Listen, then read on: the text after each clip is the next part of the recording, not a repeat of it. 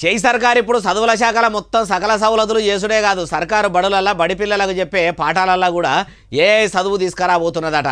మళ్ళీ సర్కారు వచ్చినాక చదువుల శాఖ మొత్తము సత్రోలు అవుతుందని అంటుంటే ఇప్పుడు అవుతుంది ఎడ్యుకేషన్ డిపార్ట్మెంట్ను ఎలిగిద్దామని అనుకుంటుండ్రు రాయే బాలన్న అంటే చెప్తా పాండ్రి. మళ్ళీ ముఖ్యమంత్రి యనుమల రేవంతాల సారు ఆఫీసర్లు అందరితో కూర్చొని ఆర్బీఐ మాజీ గవర్నర్ రఘురామ్ రాజన్ సార్ను వీడియో కాన్ఫరెన్స్లకు తీసుకొని మీటింగ్ పెట్టిండట.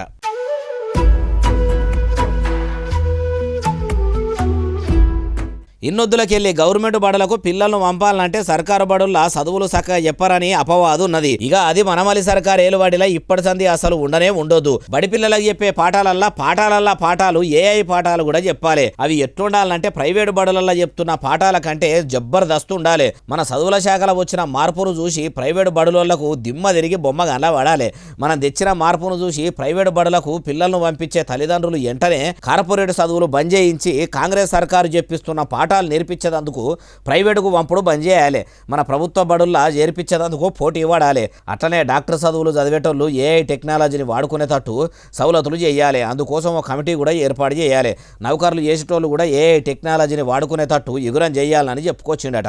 ఇక ముఖ్యమంత్రి యనుమల రేవంతాల సారు ఎడ్యుకేషన్ గురించి అంతా ఎలిగేటట్టు చెప్పినాక చదువుల శాఖ ఆఫీసర్లు ఊకుంటారా? మీరు అన్నట్టే చేస్తాము, ఇంతకు మునుపు ఒక లెక్క ఇప్పటి సంది ఒక లెక్క, మా ఫలితానం ఎట్లుంటుందో ముంగడ మీరే చూస్తారని చెప్పుకొచ్చిర్రట. అయ్యా మలి ముఖ్యమంత్రి చదువుల మంత్రి యనుమల రేవంతాల సారు ఉదికు రాష్ట్రంలో చదువుల శాఖ చక్కదనం లేదు, ఏఐ టెక్నాలజీ వాడుకుందామని బాగానే చెప్తున్నారు. కానీ పని మీరు ఇంకా కొన్ని ఏర్పాట్లు కూడా చేయాలి. అవి ఏంటి అంటే సర్కారు బడులల్లా పిల్లలు ఒంటికి రొంటికి పోయేందుకు బాగా తిప్పలు పడుతురు. మగ పోరగాన్లంటే ఏ సడక్ సైడో షెట్టు సాటుకో పిచికారి కొడతారు. మరి ఆడపిల్లల ముచ్చటేంది సారు? వాళ్ళకు బాత్రూంలు చక్కగా లేక ఆరు బయటకు పోవాలంటే అవస్తున్నది.